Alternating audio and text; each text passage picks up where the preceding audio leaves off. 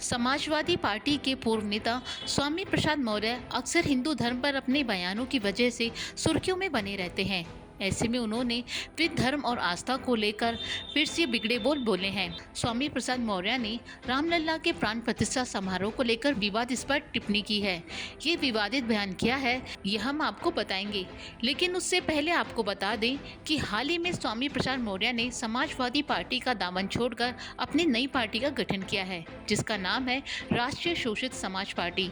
स्वामी मौर्य पिछले लंबे समय से समाजवादी पार्टी से जुड़े हुए थे, लेकिन बीती दिनों स्वामी प्रसाद मौर्य ने सपा प्रमुख अखिलेश यादव की राजनीतिक विचारधारा पर आपत्ति जताते हुए सपा से इस्तीफा दे दिया था।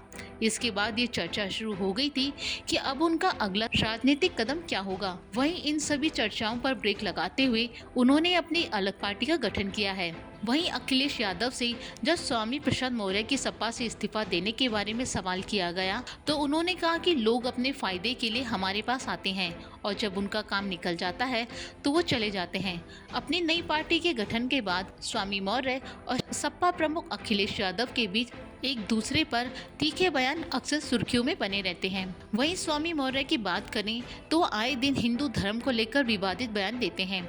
ऐसे में हाल ही में उन्होंने अयोध्या के राम मंदिर में रामलला प्राण प्रतिष्ठा को लेकर अपने बिगड़े बोल बोले हैं। उन्होंने प्राण प्रतिष्ठा को ढोंग और आडंबर बताया है। स्वामी मौर्य ने कहा, प्राण प्रतिष्ठा से पत्थर सजीव हो जाता तो फिर तो कोई मरता ही नहीं, ऐसा हो सकता तो फिर मुर्दे क्यों नहीं चल सकते। उन्होंने कहा कि ये सब पाखंड, ढोंग और आडंबर है। वैसे भी जो खुद भगवान है, जो सबका कल्याण करता है, ऐसे में इंसान की क्या हैसियत कि उसमें प्राण प्रतिष्ठा कर सके। ये लोग अपने आप को भगवान से बड़ा साबित करने में लगे हुए हैं।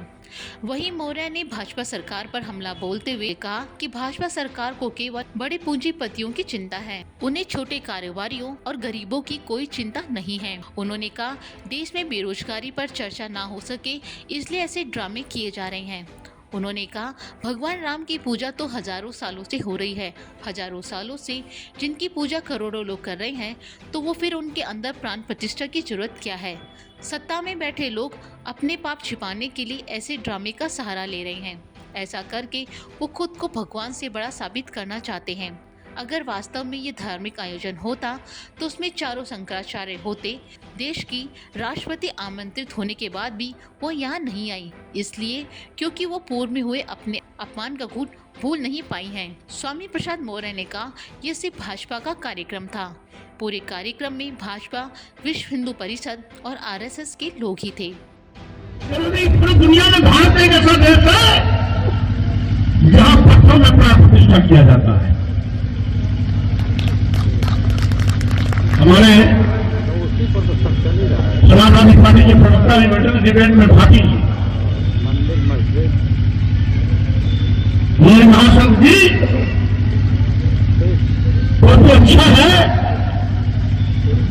अपने परिवार में मरने वाले लोगों की जो लाशें होती हैं उसमें प्राण प्रतिष्ठा कर दो, सुनेंगे कभी मरने ही नहीं, अमर हो जाएंगे। तो अगर प्राण प्रतिष्ठा करने से पत्थर सजीव हो जाता है, प्राण प्रतिष्ठा करने से तो मुर्दा क्यों नहीं चल सकता है। ये सोच है। यहां पर पाखंड है, भोग है, आडंबर है। और वैसे भी जो खुद भगवान है, जो सबका कल्याण करता है, हम इंसान की क्या हैसियत कि उसको हम प्राप्त प्रतिष्ठा करें। इसका मतलब है हम भगवान के अस्तित्व को भी नकार रहे हैं। प्राण प्रतिष्ठा करने वाले लोग अपने को भगवान से बड़ा साबित करने में लगे हुए हैं। प्राण प्रतिष्ठा करने वाला वो भगवान से बड़ा है, क्योंकि भगवान के अंदर जीवन वो दे रहा है। अरे भाई, भगवान राम को हजारों साल से पूजे जा रहे हैं। उस अयोध्या में हजारों साल से पूजे जा रहे हैं। करोड़ों लोग उनके समर्थक हैं, अनुयायी हैं, भक्त हैं, उनको आराध्य मानते हैं। तो जिसकी पूजा करोड़ों हजारों साल से रही हो, उसके अंदर नया प्राण प्रतिष्ठा करने का औचित्य क्या है। स्वामी प्रसाद मौर्य पहले भी हिंदू धर्म के अस्तित्व को लेकर सवाल उठा चुके हैं। उन्होंने कहा था, हिंदू जैसा कोई धर्म नहीं है। मौर्य के विवादित बयानों को लेकर सपा के भीतर से ही नाराजगी की खबरें आती रहती थी।